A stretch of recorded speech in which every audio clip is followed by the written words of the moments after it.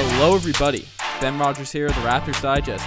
Ryker, the GOAT is back. Fred VanVleet is re-signed to the Toronto Raptors for a 2-year, $18 million deal, so $9 million per year. I'm excited. Fred is back. Yeah, and this is exciting for Raptors fans. Like, I don't think the rest of the league really would have felt as gripped by this story, but we were especially worried that some low-level team was going to swoop by, give him a deal that we couldn't match, and then take away a player that probably had the most impact this season. Like, if we were to give out award, like the regular season awards, to just the Raptors squad, he would have most improved. Maybe not most valuable, but it's certainly most valuable of the bench unit. Just a really good guy, man. Like, if we were to lose Fred, all fans would agree that would have been a massive hit to the team. Most definitely. I 100% agree.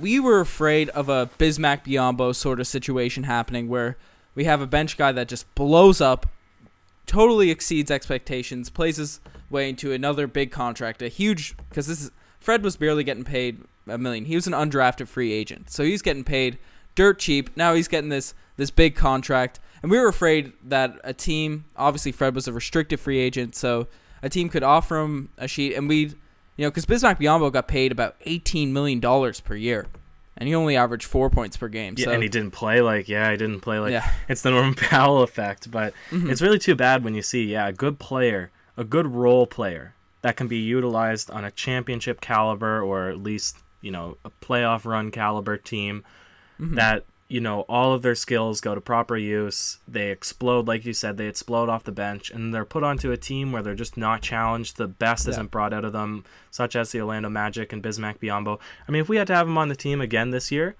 would have been fantastic. I mean, there probably wouldn't have been a much of a role for him, given our bench unit was more mobile, but, I mean, he was good the year before. Oh, I love me some Biz. I would love nothing less than to have Bismack back on the roster, but obviously not at the price for $18 million per year. But are you happy with this deal? Do you think $9 million for Fred VanVleet is a good signing for the Raptors? It's a fantastic signing. And 2 years, right? 2 years. 2 years. 2 years. So we're not locked into a crazy contract like Norm Powell, right? We're giving him less per year than Norman Powell, and he is unarguably a better player. Yep. It's not an absurd amount. I mean, you said it yourself. Some team could have swooped around. I think he's worth more than $9 million. Right, and given he only had one breakout year, but I think that his consistency is not something that was a fluke. I think it's, I think it's his work ethic, his defense, those things. Even if he has sort of an off season with shooting, which I don't expect is going to happen, his, the best parts of his game, his IQ, his ability to run the floor and to, make people run solid plays, to attack the lane. Like, even if he has, off shooting, he's still going to produce. Yep. That's a key. That's the thing about Fred. You want a player that can pass, dribble, shoot the ball at a solid clip, and play defense. Fred checks all those boxes. He's a playmaker, and he leads the bench mob. He's just his impact isn't even just shown in the box score. I think Fred's mentality and all that, it's at another level. So do you think that what's the potential of Fred VanVleet? Do you see him as like a future star, a role player in the NBA, or do you see him maybe taking a step back like Norm did this season? Even though I'm high on Norm, we're kind of trashing him on this podcast. I think Norm can still be a good player, but do you see him taking a step back or taking a step forward? Well, I mean, we'll talk about Norm in just a second when we look at contracts now, because we're going to have to look at what the rest of the offseason is going to look like with this signing that just occurred. But Fred specifically, if you're looking at his ceiling, he's kind of unathletic players, right, don't have as high of a ceiling, and that's why you see guys go higher in the draft when they're not quite as skilled, is because they just have sort of a raw athleticism and talent that has the ability to continue to develop on, whereas somebody who's probably better going into the draft, sometimes they go lower because obviously they don't have as much that they can grow into. Fred would be one of those players, right? He's not going to blow you away with his athleticism, but the thing is, Kyle Lowry is an all-star point guard, right? 2-time all-star point guard. And he was it 2-time all-star? Four-time. Four-time? 4-time all-star, yeah. How many times was DeMar an all-star? 4 as well. Really? They both were the same amount of time? Oh, okay. All right. Yeah. I thought he was only a 2-time all-star. Okay, so he's a 4-time all-star. Kyle Lowry's not athletic, right? Kyle Lowry to me, Fred plays an almost similar way, just with a little more confidence, because Kyle Lowry seems to get frustrated too often, right? He has a very high temper, and he sort of checks himself out of the game when it's not going as planned. That's what happened this season, right? That wasn't necessarily the Kyle Lowry of past, but for whatever reason, this season, this most recent season, when he got into a rut, he sort of stayed there. That's what I saw. Fred VanVleet, fair assessment. Play style was very similar to Kyle Lowry in that he's very short, very strong. He's able to bully his way into the lane and finish. He's crafty. He can shoot. So play style is very similar. However, I think that he has a much better personality for not going through these extreme highs and extreme lows. So with that being said, if he can maintain consistency and improve upon his skill to getting to the rim and improve upon his ability to make shots, I think once Kyle Lowry leaves, then he could be a candidate for the next starting point guard. And I mean, if Kyle Lowry is an all-star, there's no reason that Fred can't be an all-star too. And it might seem like a stretch for somebody who's not, a huge Raptors fan, but I think that, to me, that's a pretty valid comparison. No, I agree with a lot of your points there. Obviously, you mentioned that Fred isn't athletic. He's not athletic like a Russell Westbrook or, a guy that can jump out the gym and dunk on people and has a crazy first step. But he's strong, he's mobile, and he's got that quickness. So they're athletic in different ways, I'd argue. Him, Kyle Lowry.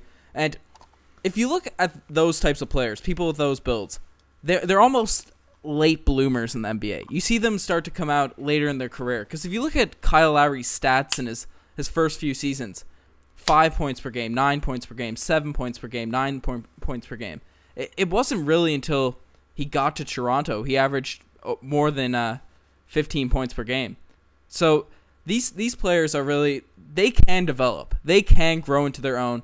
And one player that Fred has been consistently compared to from people who watch the Raptors is Jameer Nelson. You brought up the comparison of Kyle Lowry, but two of those guys, Lowry and Nelson, are two all-stars, and they're the same size as Fred, and I'd argue Fred might have been at where he is at in his career, might be a little bit further along than they were at Fred's age. So it's going to be interesting to see how well he can develop into, a top-tier NBA player.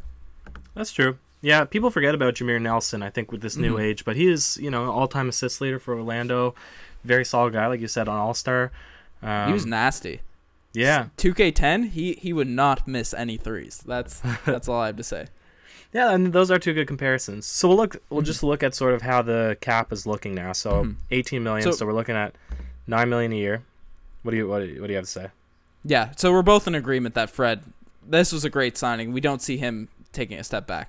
I think it's a good deal for both, really, because it's like a reasonable contract for the Raptors side, and he's getting paid a decent sum of money. 2 years' time, he can argue for more, maybe go to another team, whatever. Yeah, 100% agreed.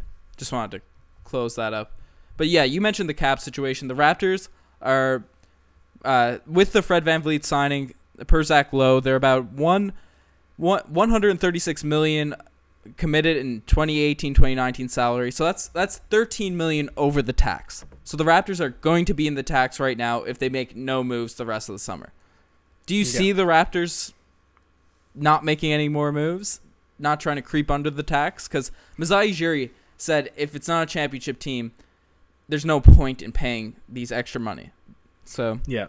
And if you're unsure about how the whole system works in terms of luxury tax, hard cap, go back and watch the video, the Fred VanVleet GOAT video, where the salary cap is explained. But no, I agree. And I think that we have to make moves because the team, if LeBron leaves, I mean, the East is then opened up, right? So certainly it seems like the Raptors only ever struggle against LeBron, right? But with that being said, if they don't improve at all and the Philadelphia team improves and the Celtics get back Gordon Hayward and if Kyrie stays or if they pick up Kawhi Leonard, they're only going to get better as well with the development of Jason Tatum and Jaylen Brown. It's difficult to say that if the Raptors don't make any moves that they'd be able to make the championship. And even if they did, they wouldn't be able to defeat Golden State Warriors. They wouldn't be able to defeat the Houston Rockets, I don't think, even though we beat them in the regular season game. I think that something has to be done. And if you look at how the contracts are now, Serge Ibaka is too high in my opinion, $21 million, $22 million a year. And Norman Powell, that contract just hurts. Norman Powell to me is like a DeMar Carroll, even though he's obviously like $10 million less. I don't know what you think. Do you think that there's any possibility of doing better next season if they don't make any moves? Well, we do have a lot of young players.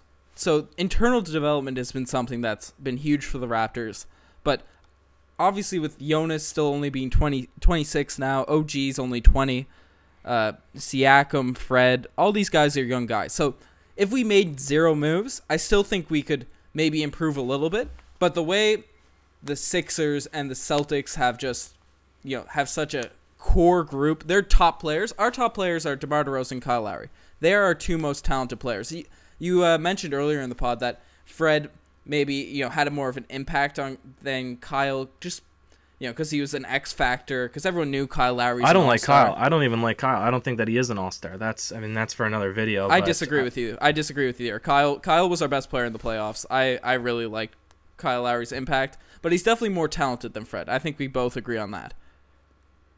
I don't agree, man. I think that Fred doesn't put in as many baskets, but it was his first sort of experience in the role that he was in last year. I think if you put him 1-for-1 and gave him the same opportunity, that Fred would have had a better season. I'm not high on Kyle Lowry at all. I think that his sort of attitude and then his extreme inconsistency was just really a plague to the team. Okay, I disagree with you completely there, but that's not about the Fred video.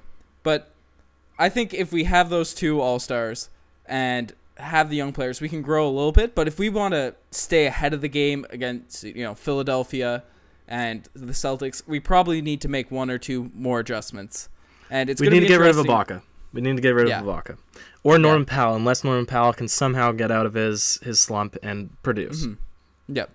Yep, most definitely. So it's going to be really interesting to see what the Raptors do, see if they try and creep under that tax, because you mentioned Serge and Norm are the 2 big contracts that we could we would like to move. And obviously DeMar DeRozan and Kyle Lowry have been mentioned in trade talks. They have huge contracts as well. So it's going to be interesting to see what Masai Ujiri does. Yeah, well, we'll keep you guys updated. Yeah, most definitely. Stay tuned to the Raptors Digest. Let us know if you guys are happy with Fred VanVleet. Do you think he's going to be the next star or the next Norman Powell, the next drop-off player? And also, let us know what you think of Kyle Lowry. Do you think he should be an all-star? He's a top-tier player? Let us know all in the comment section. You're the best for listening. We're going to keep the news coming, keep you updated on all things Raptors. And you're the best. Check out the Twitter, the Instagram. Thanks for listening.